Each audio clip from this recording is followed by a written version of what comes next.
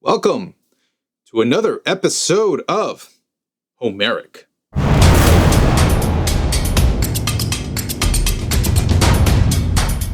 On today's episode, I'm going to talk to you about the classical period of music. The classical period has been often confused by many of the other types of music we've already talked about. Medieval, Baroque, Renaissance. People consider all of that sometimes as classical music. But classical music's actually a very specific period. Let's get into it.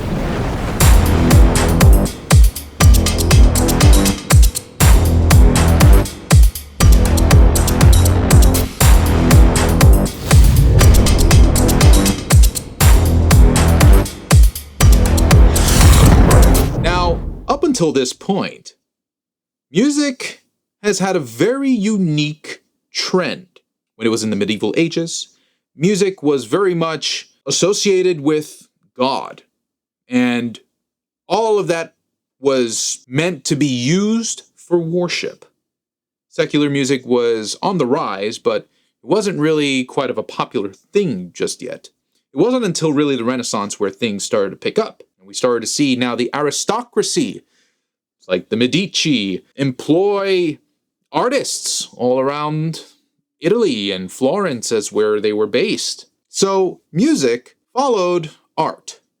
And the aristocracy would be very much patronizing all of the musicians for their galas and, their parties. And we got to the Baroque period. Music started to really become something fancy, as we seen in my last video. And it became a very intelligent form of expression. But there was an issue with the Baroque period, and that the Baroque period was written for the aristocracy. And it was written with boundaries. For example, like basso continuo.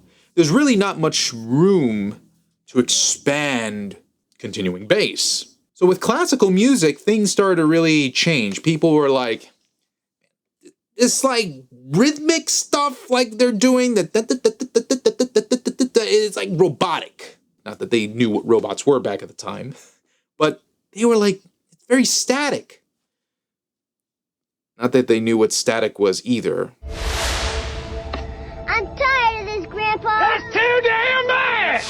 But I digress. So the information that came from the Baroque period started to make people feel like they wanted more out of music. And this is where classical music really starts to take the turn. So up until this time, in the 1700s, people had limited access to these performances. Now, because of performances like Orfeo from Monteverdi, that opera gained public welcome. And so did the music. And music started to become more accessible after that point. But with classical music, we started to see lots and lots more people become involved. We had basically about two styles of classical music. We had a gallant, which was a very much more simple, contemporary style of music that common folk were much more understanding of. Let's just put it that way. Gallants weren't so complicated, and they were a little bit simpler for people to comprehend. But then we also had what we call Sentimental Style, which is much more notable with some of these composers that we see during this time, which are taking another step above what Baroque music was doing. Now, the Sentimental Style, you'll probably be familiar with a form called sonata. And the sonata form essentially built upon the exposition, the development, and the recapitulation. Those parts of the sonata really helped to drive the classical era. Now, within sonatas and gallants and sentimental styles and all that stuff, really, the classical period didn't last all that long. And that's unfortunate. But really, it was meant to be. because what came after the classical period was so far beyond whatever was before that we could really think of the classical period as the gateway drug to everything else in music. Maybe that's why we call it everything in there classical, right? I'm looking into that too much. So, hey, what can I say? I mean, we're talking about three main composers within this style of music. Joseph Haydn, Wolfgang Amadeus Mozart, and Ludwig von Beethoven. The three amigos! These guys were absolute powerhouses in music. They are probably the most well-remembered composers of all time. Joseph Haydn, being the oldest one of them, was really the transitional period from the Baroque into the classical music. Now, what Joseph Haydn really brought to the table was symphonies. And with the symphony, Joseph Haydn really capitalized on dynamics. This is the thing about symphonies and sonata form. Use of dynamics is incredibly important. And it was so important that it was over-accentuated how important it was.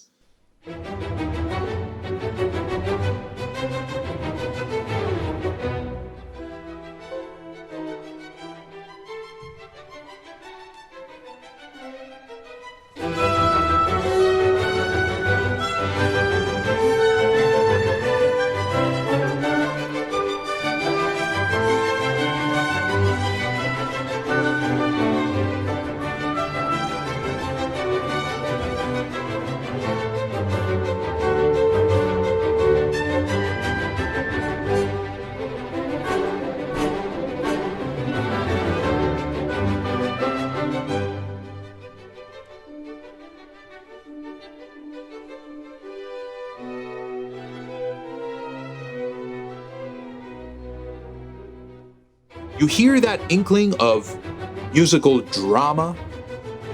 This is what Haydn was known for. His form, his style. Real artist when it came to the symphony and string quartets for that matter too. Up next, how could we forget, of Wolfgang Amadeus Mozart. Who has not heard of Mozart? Mozart was so famous. He absolutely outshined everyone during this time. Now, maybe the unpopular opinion is Mozart had a limited audience, despite today being loved all around the world for centuries at this point. But during that time, Mozart was really writing for a particular audience, and that was the aristocracy. Mozart was still very much tied to the old ways, to what rulers and kings and queens as their patron. Now, this is not anything unheard of or absurd. This is what was being done. And Mozart was really good at it.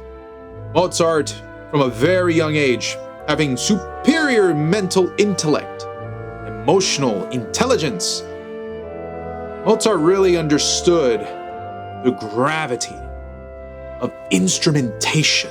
It is in his Requiem that some of his best work is implemented.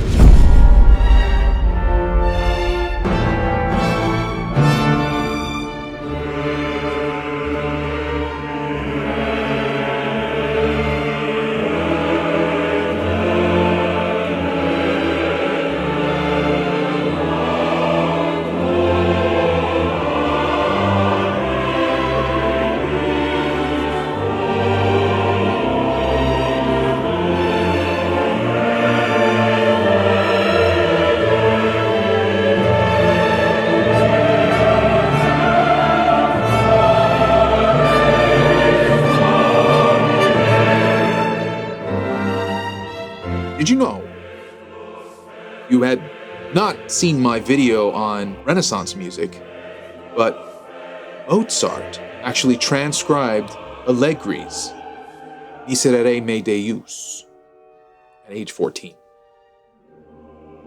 So, a forbidden tune that was not supposed to escape the Sistine Chapel. Little Mozart walks in and he's just like, this sounds really cool. Yeah. This is it. One time. It's all Mozart ever really needed. His memory. You could consider him a savant.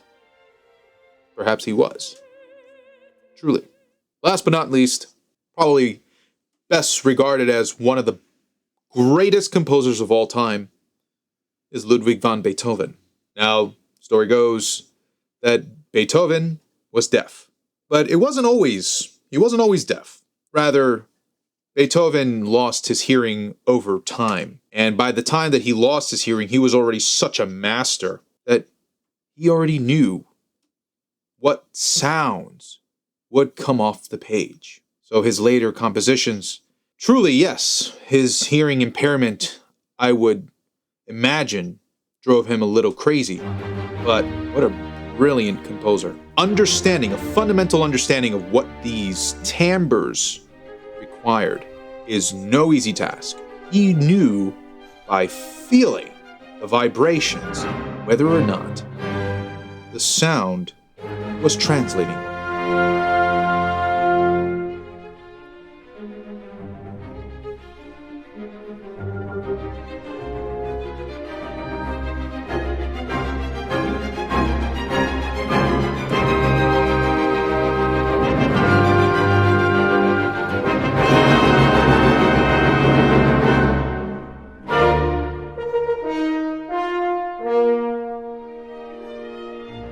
Beethoven revealed more vividly than any composer before him a philosophy of life.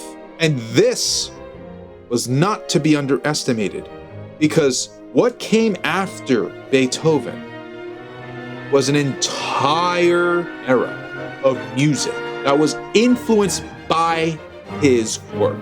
His ability to allow you to look and hear and associate the two with meaning more powerful than what any other composer before him achieved.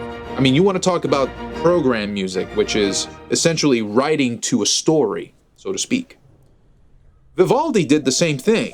Vivaldi, back in the Baroque period, wrote, the four seasons. And when you heard spring, the violins would emulate birds and all this kind of stuff and gives you a little pretty picture of what that looked like. But Beethoven took that to another level. He took that to a level of emotional substance. Gotta give a lot of credit to Beethoven. Even Mozart couldn't write the impactful music that Beethoven wrote. Let that sink in. Some sense of maturity here. Do I think Mozart would have wrote something eventually had he not died at such an early age? Perhaps. But I feel Mozart would have probably kept true to what he was. His rambunctious, energetic young self and his ego may have carried him forward in a different way. Those are my feelings. And one more thing, a really important part about the classical period is the development of the Forte Piano. Now, the Forte Piano was an improvement upon the harpsichord, as we've seen in the Baroque period. But the Forte Piano allowed more dynamic control. And this was really the predecessor to the modern piano as we know it. And beyond Beethoven, the modern piano would exist. The Forte Piano had a limited dynamic range, notes, and volume. And it laid the foundation for the rest of pianos. Actually, you would need to use your knee to emulate what you would do with a pedal on a modern piano. That's actually the pedal of the Forte Piano. So some mechanisms were different. It was clearly a prototype sort of phase for the modern piano. Nowadays, it's pretty clear the piano is here to stay. During this period, a lot of the piano work that was written had a different instrument in mind. not the modern piano. So whenever you listen to a Mozart piece on a modern piano, it's not quite accurate. Mozart wrote on a Forte Piano. So look into that. I really like channels like the Orchestra of Enlightenment. You should check them out. They offer wonderful renditions of old music, played with the music instruments of that era.